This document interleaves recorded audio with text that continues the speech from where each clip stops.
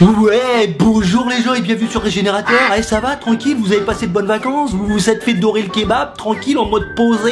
Et là, vous devez rentrer, vous devez être super content, super joyeux. Je déconne. Putain, le taf quoi, avec les collègues qui font des blagues vaseuses, revoir des gens de la famille qui nous prennent la tête, les conflits, les devoirs à faire à la maison, aller en soirée avec un pote et puis voir la gueule d'un autre gars qu'on n'aime pas, faire des concessions, se reconnecter à la vie active. Oh le stress. Mais vous inquiétez pas, tout va bien se passer avec Tonton Régé. Oh là là, qu'est-ce que je poussillonne. Allez, on se recentre, on se recadre. La santé avant tout, on parle d'alimentation, on parle d'activité physique, on parle de repos, de sommeil, mais on parle pas assez d'environnement, le cadre dans lequel vous évoluez et tous les liens que vous allez créer avec les personnes qui constituent ce cadre.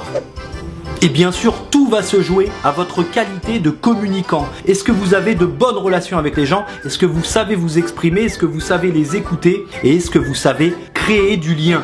Plus vous créerez de liens forts et intimes avec les personnes de votre cadre, plus vous vous sentirez apaisé et moins vous générez de stress. Mais bien sûr, le fait de communiquer, c'est pas simplement faire des phrases avec sujet, verbe, complément. Non, il doit y avoir des intentions derrière, il doit y avoir de la bienveillance, il doit y avoir de l'empathie, de la curiosité, de la patience. Et ça, c'est pas gagné. Déjà, faut bien comprendre ce qu'est la communication. Communiquer avec quelqu'un, c'est mettre en commun un axe de réflexion, une idée, une pensée ou une expérience afin de créer du lien.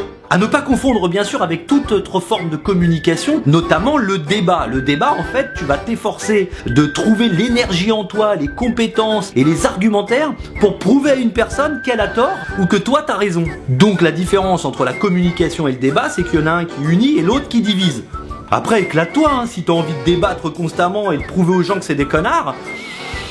Fais ce que tu veux mon pote, mais à la longue tu vas peut-être être un petit peu tendu du slop et ton stress il va augmenter. Donc aujourd'hui Tonton Régénérateur il va vous proposer 4 astuces pour essayer d'éviter les conflits et mieux communiquer. Et je tiens à dire que moi-même j'essaye d'appliquer ces 4 astuces et c'est pas toujours évident, mais au moins je fais de mon mieux.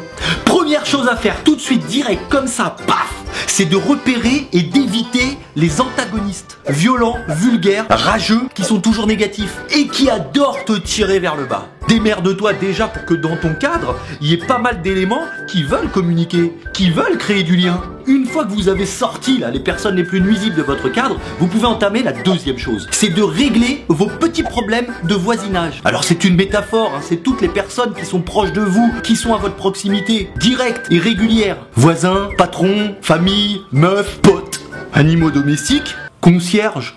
Mais oui, parce que si vous réglez pas vos tout petits problèmes qui sont quotidiens et récurrents, vous allez les stocker, mettre en caisse une frustration, et vous allez ensuite décharger cette frustration sur quelqu'un d'autre qui a rien fait. Un petit exemple, ton patron tous les matins, il rentre dans ton bureau sans frapper. C'est rien en soi, mais à la longue, ça te fait chier et ça te frustre. Et tu peux rien lui dire en plus parce que c'est ton patron, tu vas pas lui dire que c'est un gros connard qui est mal éduqué et qui pourrait frapper avant d'entrer, c'est ton patron, tu fermes ta gueule. Et puis le soir, quand t'es tranquille, en mode posé, avec ton petit livre, ton petit bouquin pour te reposer de la journée, et qu'il y a ton gamin qui veut rentrer comme ça dans ta chambre pour jouer avec toi, et bah tu vas lui défausser sa race. Et pour régler ces petits problèmes de proximité, il va falloir pratiquer la communication non violente. Et là évidemment, ça veut rien dire. Et là, il y a quelques petites étapes à respecter, mon pote. Avoir une bonne écoute, sincère, active et consciente. Active dans le sens où vous devez bien comprendre la démarche de l'autre personne. Vous pouvez passer par ce qu'on appelle des éclaircissements en posant des questions. Qu'est-ce qu'elle veut? Quel est son cœur de message? Afin de ne pas faire de mauvaises interprétations et d'interprétations tout court. Lorsque vous avez bien compris la démarche de la personne à votre égard, eh bien répondez-lui en passant toujours par le je. Certainement pas par un tu qui est accusateur. En communication, on dit que le tu tue la communication.